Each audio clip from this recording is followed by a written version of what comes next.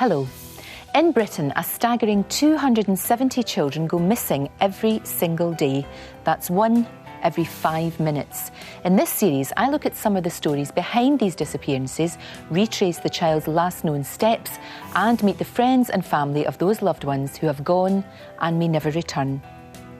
In this programme, I investigate the case of Vicki Hamilton, who was 15 years old when she went missing. Vicki disappeared while waiting for a bus in Bathgate, Scotland in 1991. It led to a nationwide search and a mystery which has only recently been solved. I'm going to look at the effect Vicki's disappearance had on the rest of her family. I'll follow the twists and turns of the police investigation right through to its shocking conclusion. And I'll reveal what parents can do to increase their child's safety without stifling them. But first, let's find out a bit more about Vicki from the people who knew her best. Sharon Brown is Vicki's older sister. She recalls them growing up together as teenagers. She was quite an enthusiastic, bubbly teenager. She loved hanging out with her friends, you know, and sulking in her room and listening to her music. She was a fantastic, she just loved Madonna. Loved to make people laugh. A great sense of humour. She's very, very clever. You know, such a pretty teenager as well. Sharon also remembers when she and Vicki were young, playing in the local park in Reading, a suburb of Falkirk. We grew up here and had lots of fun, inventing new different games. In the winter, we would slide down here in our sledges right down to the bottom of the road and round the corner.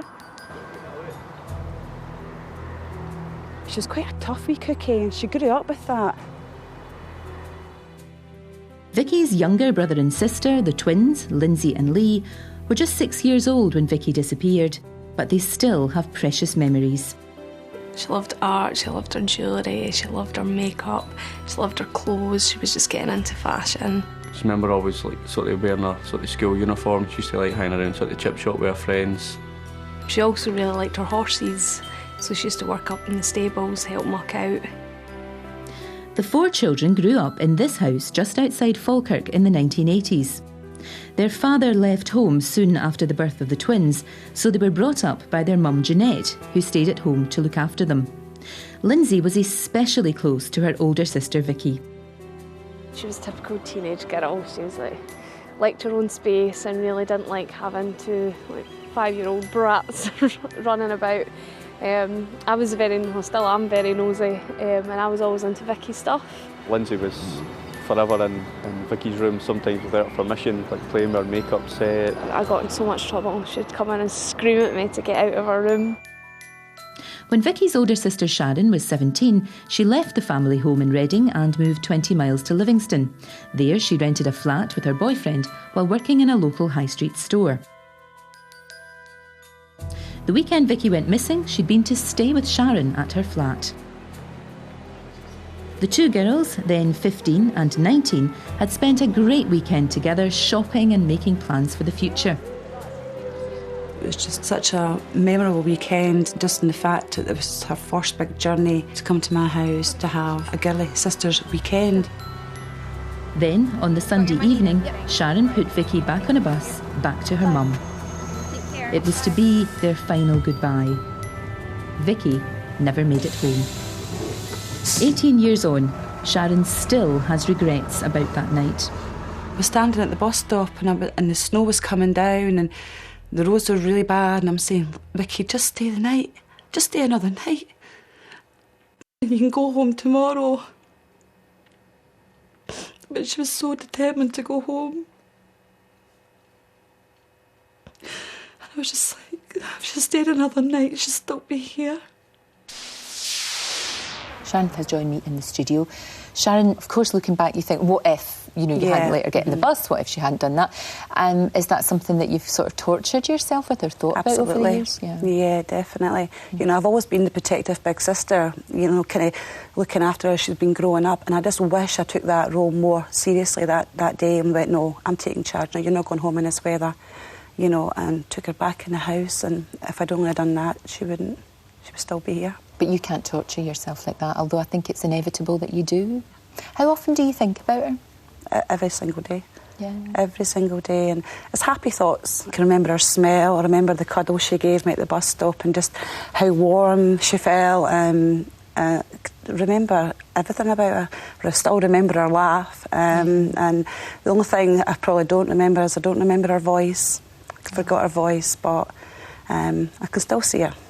Sharon, thank you very much indeed. And after the break, we hear the story of the night Vicky disappeared, the long-lasting impact it had on her family, and how the case eventually came to be solved 17 years later.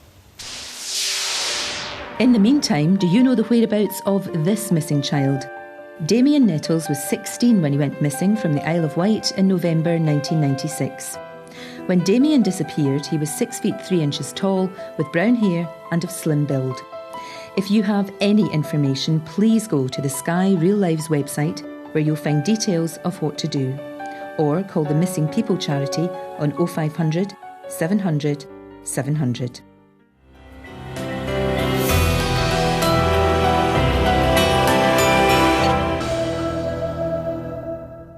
Welcome back. We're looking at the missing child case of Vicki Hamilton.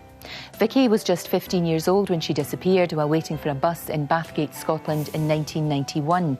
Vicki's disappearance led to a nationwide search and a mystery which has only recently been solved. So what happened on that cold winter night? A night which changed the lives of the Hamilton family forever. In fact, the story really begins 2 days earlier, when 15-year-old Vicki set off from her home near Falkirk to spend the weekend with her older sister Sharon, then living with her boyfriend in a flat 20 miles away in Livingston. For Vicki, it was her first real taste of freedom, the first time her mum had allowed her to spend the weekend away. That weekend, everything just fell into place. It was just such a memorable weekend for the good times that we shared together. You know, just do what sisters do, just hang out and go shopping. There was no mum or dad or anything like that about. It was just me and her talking about when we were younger and things as well, and our plans for the future. I mean, even our plans for her to come up the following weekend. But by Sunday evening, when Vicki set off home, the weather had turned foul. Sharon wanted Vicki to stay another night, but Vicki was determined to get back home, to watch her favourite programme on TV. The weather was atrocious and we didn't even know if the bus was going to be running. And I remember giving her a big cuddle and a kiss and put her on the bus. I kind of waved her off and the bus went round the corner out of sight, and I went into my flat, and it was almost like walking back in the house. It was like, you know, I was just like, oh, she's gone. Vicki's journey home from Livingston to Falkirk would involve her changing buses in the nearby town of Bathgate. And then a 20-minute wait for her connection home. Adrian Mahoney, back then the chief reporter for the Falkirk Herald, takes up the story. Vicki arrived here in Bathgate on February the 10th in 1991 at about 5:30. She went to Valenti's chip shop and got a bag of chips, and she went across to the square to eat her chips and wait for the connecting bus home. The girl in the chip shop saw her about 5:45 that night and saw her eating her chips. And then about 10 minutes later, Vicki had gone. And that was the last anyone saw of her. Journalist Alan Crowe, then a reporter with the Daily Record, recalls what happened next. That evening when Vicki didn't turn up back at her house, her mother, Jeanette, became very concerned very quickly. It was before the days of mobile phones, so she couldn't obviously contact Vicki or contact Sharon for that matter. The buses came and went, and Vicki never got off any of them. Jeanette contacted the police, and since Sharon didn't have a phone in her flat, they then had to knock on the door of her flat in Livingston. And they said, Sharon Hamilton? I says, yes. And they went, is your sister there? And I was like, no, I put her on the bus. And they says, but she's not got home. Sharon dashed to Falkirk to comfort her mum. And I walked in and my mum was actually about to be sedated by a doctor. She was just, the room was just broken. She was lying on the couch and her eyes were red and all swollen. And she was just like, Sharon, Vicky's not back yet. And I think she knew as well that something had happened, but She just, all I could do was just cuddle her. Come daybreak, there was still no sign of Vicky. Vicky's brother Lee and sister Lindsay were just 6 years old when Vicky went missing, but even at that young age, they knew something was seriously wrong. Lee and Lindsay have joined me in the studio. And Lindsay, I know you were very young, but you sensed something had happened that the morning after that she'd gone missing. Yeah, we knew something bad had happened, but nobody had said Vicky has went missing. And it was just, it felt like people were walking on eggshells around me and Lee, not wanting to upset us and not knowing how to express that to young children. We knew what was going on, but we were too young to know how to feel. When you're at that age, you just want to go and run about and, you know, you don't think of the dangers in the world. That's really sad. That's like a real loss of innocence at such a young age. It's just terribly, terribly sad. And Lee, it must have been really bewildering for you when you know that something's not right. Yeah, definitely. Like, the main thing that I found was we used to live just about a 3-minute walk from the school, but it was every morning there was a car waiting for us outside, taking us to school, picking us up, sort of going home, but then going home, all the sort of cameras and police outside and basically getting shooed up the stairs, sort of out of the way, not getting told like much information at all. I think that was the hardest thing. Thank you both very much indeed. Vicky's disappearance became a major news story which captured the public imagination, and as we're about to see, it also led to one of the biggest missing person inquiries of the 1990s. From the outset, the police sensed Vicky was not the sort of girl to run away. There was no obvious reason why Vicky would disappear all of a sudden. She'd taken no money out of her bank account. There was money in her bank account that was untouched. There was no indication that she'd gone off for whatever reason to start a life somewhere else. In the days following Vicky's disappearance, police swamped Bathgate town centre, asking locals and motorists if they'd seen anyone fitting Vicky's description. The amount of manpower, the interviews that took place, 6,000-7,000 people were interviewed, house-to-house inquiries in Reading and Bathgate. That's substantial footwork by the police. The story instantly captured the public imagination. Within days, Vicky's school photograph, issued by the police, was on TV and front pages right across Britain. The role of the media was very important, especially in the early stages. The picture that the police put out became an iconic image, very well known. I think it even ended up on milk cartons at one point. It was like everything just spiralled out of control. You know, there was press, eventually the press were at the door, camera crews, CID officers, liaison officers, you know, support groups, family, neighbours. The house was just catapulted into chaos. Certainly in the Falkirk area there was great concern for Vicki Hamilton and what had happened, and certainly from our point of view on the paper we wanted to cover it and to support the family, and the family knew that we were on their side. We wanted to try and find Vicki. What would you say to her if she's watching tonight? Just, Vicki, please come home. I want my little sister back where she should belong. She should be back here with my mum. If Vicki's watching, please, please, please, Vicki, get in contact. As the days went by, so the search area widened. Detectives from Lothian and Borders and Central Police travelled to Edinburgh and Aberdeen, chasing up reported sightings, while up to 50 police officers continued to comb the countryside around Bathgate. The search for Vicki became one of the biggest ever mounted for a missing person in Scotland. But all to no avail. Just like disappeared into thin air. 11 days after Vicki disappeared, the case took a dramatic twist. Her purse was found in St Andrew's Square, Edinburgh, close to the main bus station. As we're about to see, this discovery totally changed the focus of the inquiry. Perhaps Vicki had decided to run away from home and had not been abducted at all. Certainly after the purse was found, the obvious thing was maybe she had gone off, she had got a lift to Edinburgh and had gone off somewhere, maybe it was in London or somewhere. It was the only real positive lead that they had, so the attention then did switch down to London for a while. A few days later, police received an anonymous phone call claiming Vicki was living in London. Vicki who? Hamilton. What information do you have for her, boy? I'm sharing a flat with her. You're sharing a flat with her? Yep. Whereabouts is that? The West End. The West End of Edinburgh? No, London. Coupled with the discovery of the purse, the call helped fuel speculation that Vicki had indeed run away. I was surprised when the focus shifted to London, because having spoken to Vicki's family, they could come up with no plausible reason why Vicki would run away. She was a happy, contented, normal teenager who was doing reasonably well at school. She had plenty of friends. So the family were baffled by that, and I think from early days they really believed that it was a red herring. Nevertheless, for weeks, officers combed London, questioning travellers and handing out Vicki's poster at railway stations and homeless centres. But in the end, the phone call turned out to be just another false lead, one of the many cruel hoaxes the family had to endure. There was somebody who phoned up, said that they knew Vicki was working as a prostitute in London. You know, to hear that, even that suggestion from about your own sister, even though you know in your heart that it's not true, was very, very upsetting. There are just some twisted people out there that just want to jump on any bandwagon, regardless of how sad it is.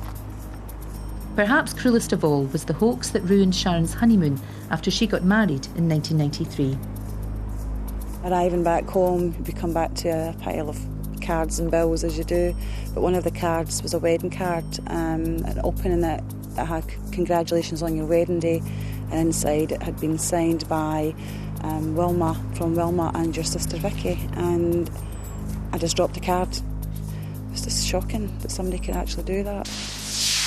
The Vicki Hamilton case was clearly a challenge for the police. Was she a runaway or had she been kidnapped and murdered? Well, I'm joined now by Jackie Hames, a former detective sergeant in the Metropolitan Police with over 25 years of experience of this kind of case. There's a lot of uncertainty, so obviously that's going to affect the police case, isn't it? Absolutely, and the main problem is the speed of the reaction that they can provide. In any major inquiry, a missing person, a murder, the first 24 hours is absolutely crucial. The problem we had with, or the police officers in Scotland had with Vicki, was that they just didn't know what had happened to her once she got off that bus. A lot was made of the fact that they found her purse. Yeah. And that led to some people thinking that she might have run away, but then surely if you'd run away you would need to have your purse with you, wouldn't you? There's a lot of confusion over that, wasn't there? Yes, I was a little surprised, you know, the fact how far down the line they went in terms of thinking that she'd actually accidentally dropped it, because I think, as you say, if someone was intentionally running away, you know, that's something you need close to you. That's your lifeline, that's your money to get you somewhere safe. But it's easy in hindsight to look back and say these things in these circumstances. In Vicky's case, not only did the family have to cope with the fact that she had gone missing, they didn't know where she was, they're having to deal with that, they also had to deal unimaginably with hoax calls. You know, people come out of the woodwork. What's going on there? Why on earth would anybody want to do that?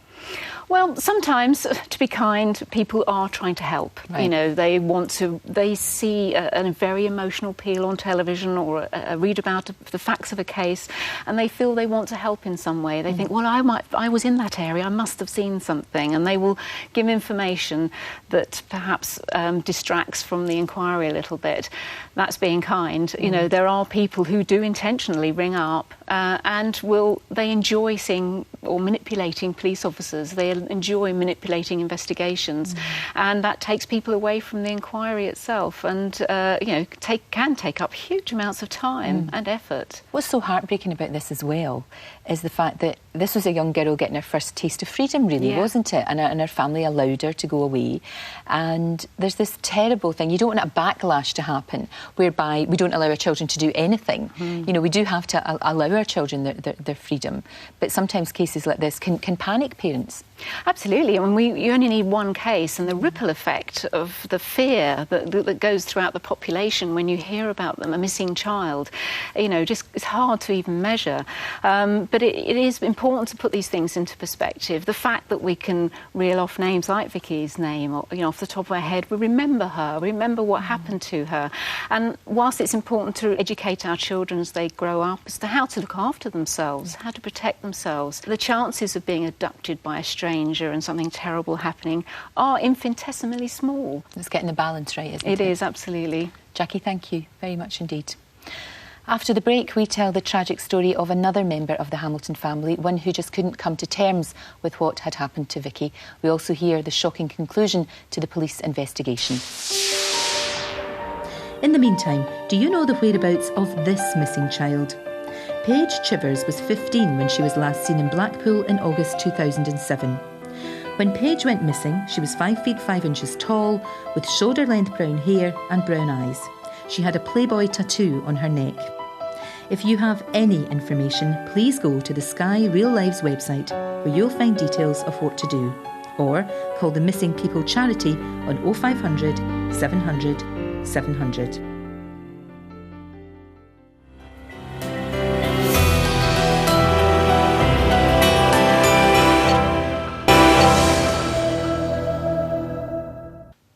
Welcome back.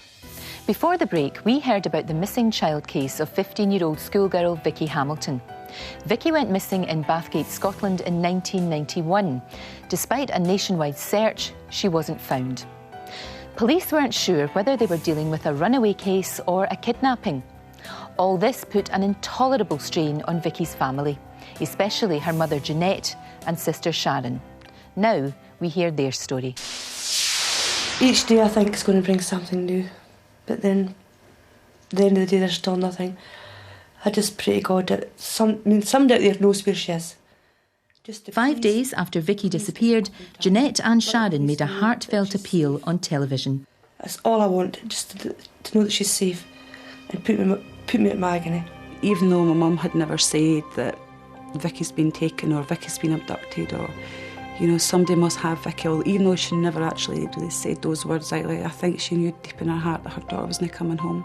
I think that day, when she didn't come home that night, I think my mum knew, but she wouldn't say it because if she said it, then it would be her reality. She wasn't like her mum anymore. She was just this distraught woman. She wouldn't eat, she couldn't sleep, she constant worrying. Her life was a nightmare. And for the 4 or 5 months after Vicky went missing, she never went over the front door. You're terrified to go out the door in case Vicky's going to come in, or the police are going to drive up and Vicky's going to be in the car. The days went into weeks, they went into months, they went into years, and my mum couldn't take it anymore, to the point where she just couldn't fight back anymore. And I think in a way she started to drink a wee bit as well. It kind of numbed the pain. Maybe that helped her cope and get through those days. But it eventually killed her and took her away and totally fragmented her family even further.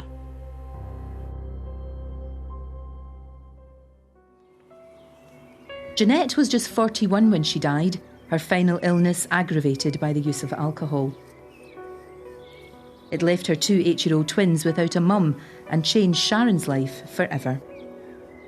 I never expected my mum to die, you know, and to have, you know, you wake up one morning and you've got 2 8-year-old twins and you're the only person they've got. And in a way, there was no decision to make. These children needed a family, they needed support, they needed stability, and I was the only person that was going to give them it.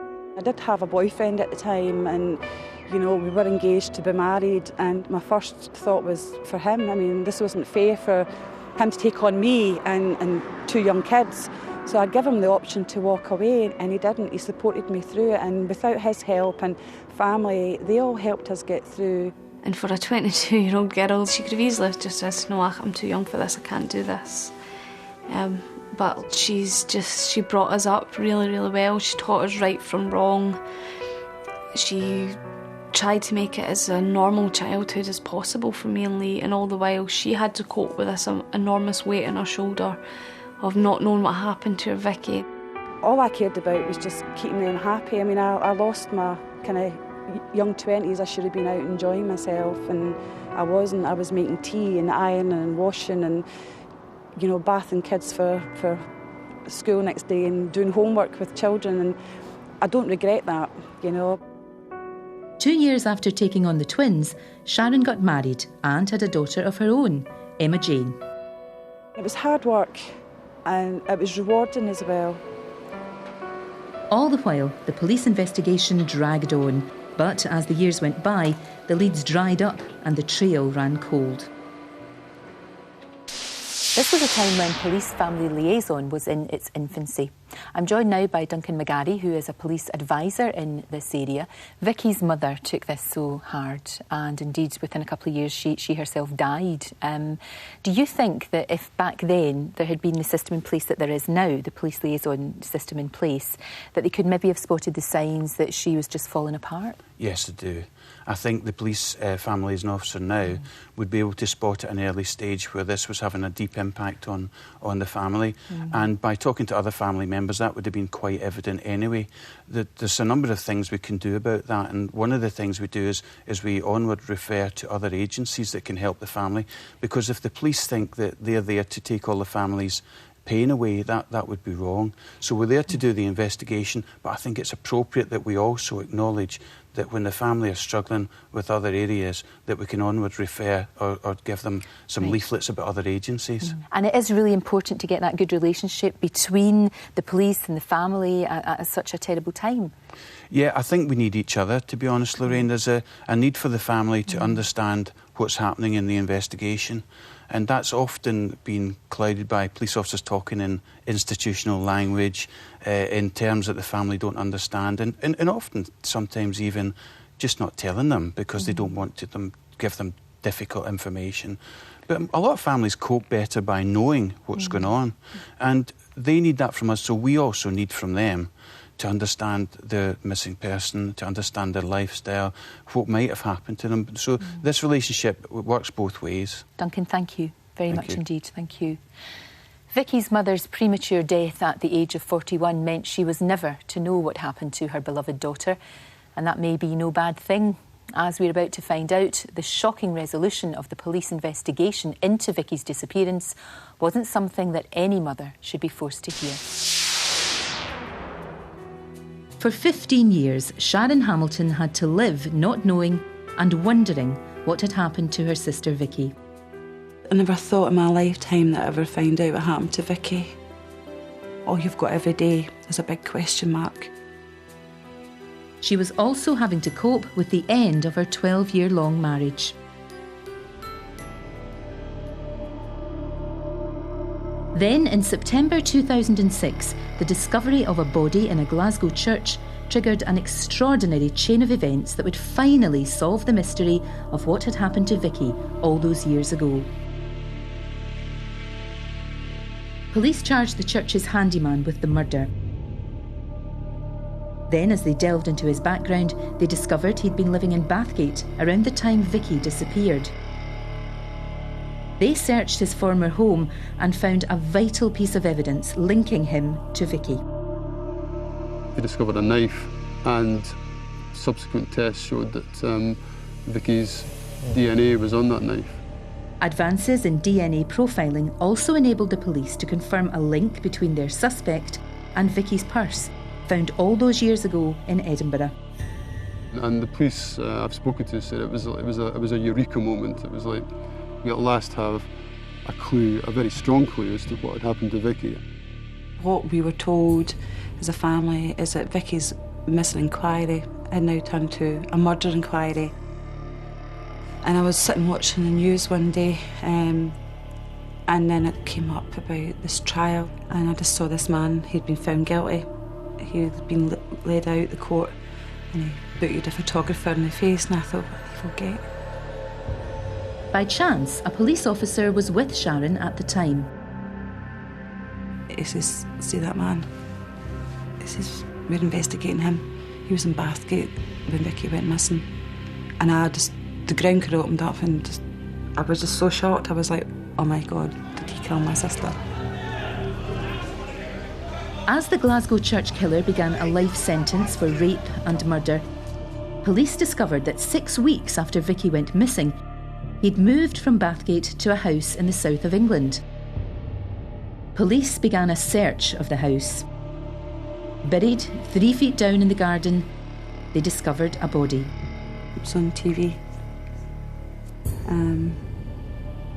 A body had been found, but it was believed to be another young girl's.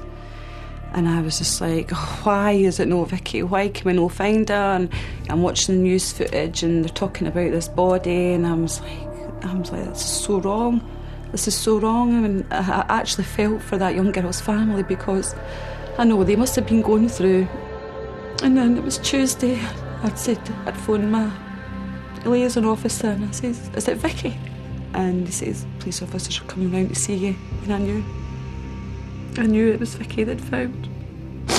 And I've been watching her grave on TV. That'd been seen by people all over the country. Where she'd been for 17 years.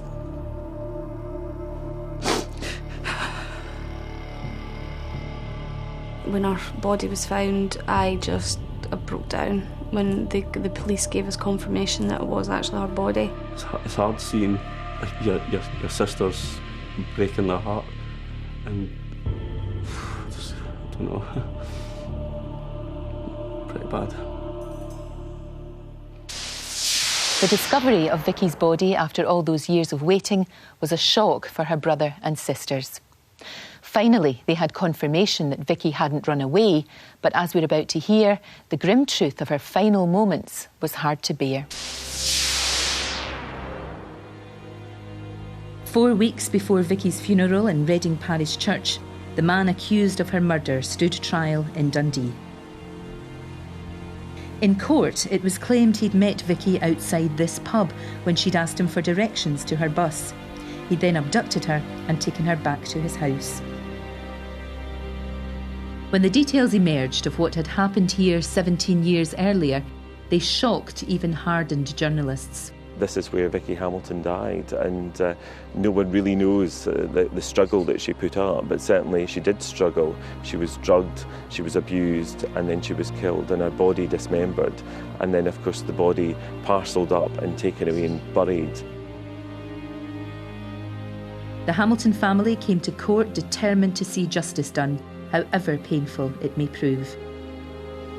Your heart gets torn in two, knowing what she went through. Taken away to this stranger's house, what happened to her, and then bundled into a van, travelled 400 miles and buried in a back garden, in a place that she'd never been. It's heartbreaking. It really is. So going to the court case and getting every single detail, and I was just in complete shock and disarray.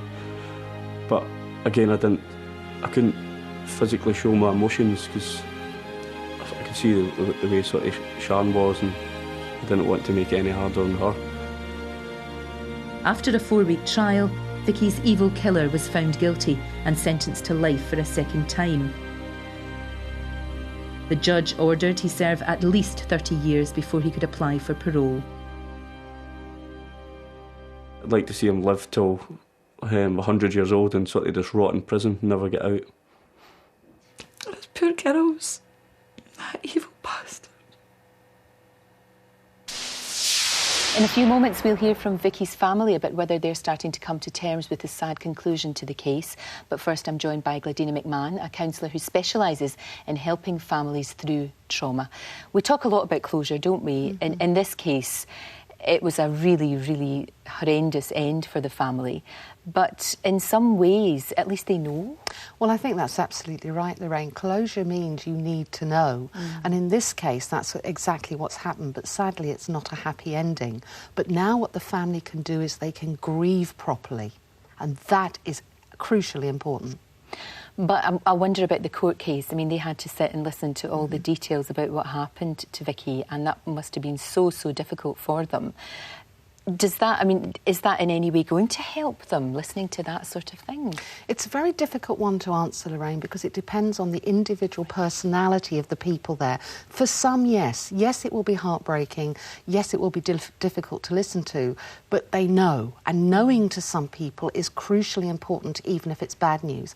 However, sometimes you will find some individuals who actually will then not be able to get those details out of their head. They go over and over it, and that's where the counselling comes in. I would suggest that actually probably what would be really helpful is for them to have individual and family therapy together so they can really, let go.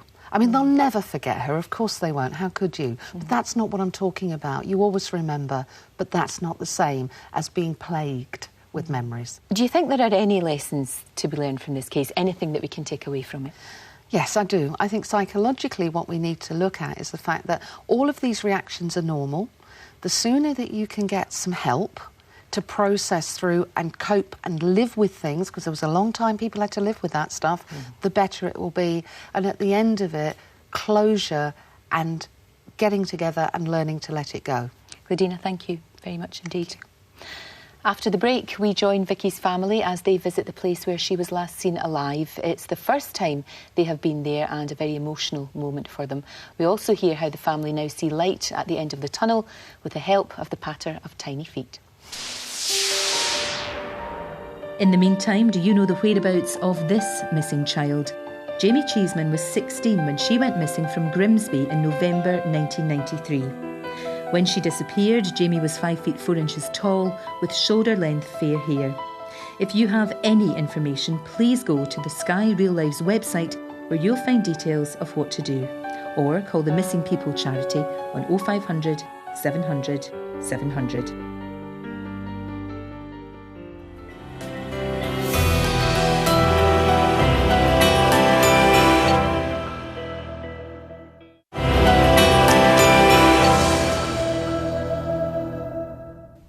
Welcome back. Before the break, we told you the tragic story of Vicki Hamilton, a 15-year-old who disappeared in 1991. Her body was found 17 years later.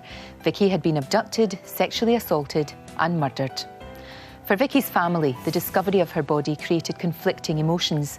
They needed closure after years of not knowing what had happened to Vicki, but they were appalled by the circumstances of her death, revealed in a harrowing court case.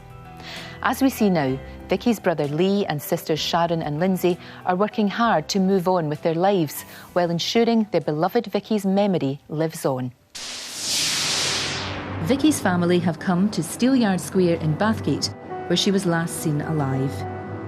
It's the first time the twins have been here since that fateful day. It feels quite strange being here today. It's like nearly 18 years down the line and there's just so many memories. It feels as if I'm back to the 10th of February 1991 and I feel as if she's maybe still part of her still here. Kind of makes you a bit sad. It's such an ordinary place, all these ordinary people just walking about. It's surreal to believe that she could just have vanished from such a busy place. It's tormented me being the last person to see Vicki alive because I put her on the bus home to her mother. But I've got to tell myself, I never took her off the street. It wasn't me that took her away from her family.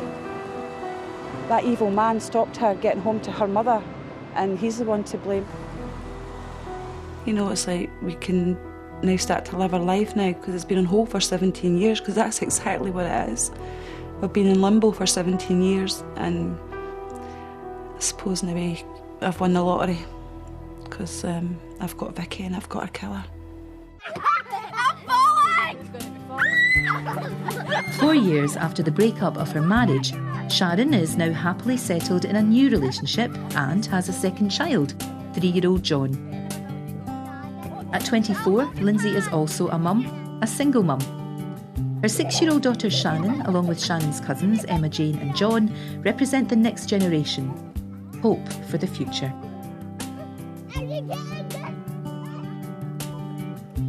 And Vicki's name lives on in Shannon, Victoria. I think Shannon should remember who her auntie was, not just some schoolgirl in a photograph that occasionally gets flashed up on the news, because she wasn't that. She was a person.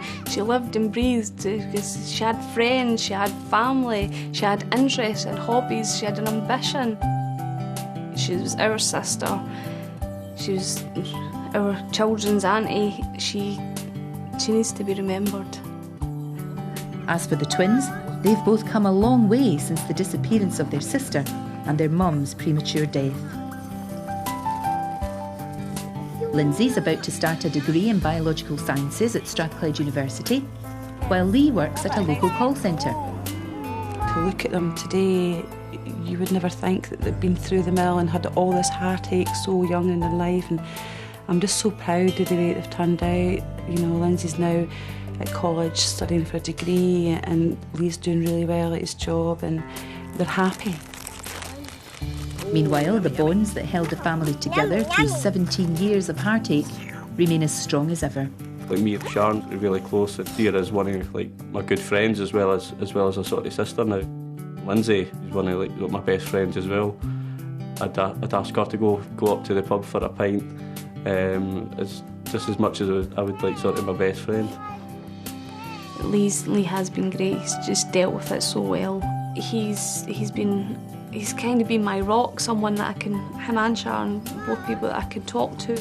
I've spent 17 years living hell, so it's almost like we've opened the door and we've walked through to the other side, and the grass is greener. We're just going to be happy, and we can be now because we know. Well, we saw there how strong the bond is between Vicky's brother and sisters, and Sharon, Lindsay and Lee have joined me in the studio. Having been through all of this the way that the three of you have, for anybody else who, God forbid, would have to go through something similar, is there anything that you've experienced that you would like to pass on to anybody who would be going through something like this? I think the only thing I could probably say is that never give up hope of finding out the truth. You know, and I suppose in a way I did. I thought I'm never going to find my sister, I'm never going to find out what happened to her, but, you know, 17 years down the line we did find her, and I never thought I'd ever see that in my life. So probably never give up hope. For you, Lee, I know that sitting there in court was really, really tough. I mean, very, very difficult to cope with, and I can't possibly imagine what that was like for you. How did you manage to deal with that? Because that must have been dreadful. Yeah, it was really quite bad, because being at the court every day and having to stand like or sit 10 feet or so away for the man who like murdered my sister was really hard, and I just had to just blank it out. Sort of constantly told, don't make eye contact, don't show aggression, and it felt like, what can I do? This is what I should be doing. It was sort of unnatural. Yeah, that must be really, really difficult for all of you. It must have been absolutely horrendous. Did you get a lot of help though, Lee? Have you had any counselling? Have you had anything like that at all? I've been to see a psychologist 2 or 3 times. I was quite sceptical about going. Sharon had told me to go, it'd be good for me, and to be honest, I felt great. I had a big, massive smile on my face. It's the first time that I'd really smiled for ages. And for the future, what's the future like for all 3 of you? I'm just going to throw my spare time in my life into my children and just try and be happy. I just want to be happy. Is that how you both feel too? Yeah. That would be the best possible legacy for Vicky, wouldn't it? Absolutely, yeah. If the 3 of you be happy. Definitely, yeah. Thank you all. Really good to see you. Thank you very much indeed. Vicki Hamilton was a vivacious 15-year-old with her whole life ahead of her until it was cruelly taken away. It's every family's worst nightmare, but at least now Vicky's surviving relatives have some sort of closure. As a mother myself, I always thought the worst thing imaginable would be to lose my own child. But there's something even worse than that: your child vanishing off the face of the earth and never knowing what happened to them. At least Vicky's family and friends now know her fate and can pay their respects knowing she's been laid to rest. Till next time, take care.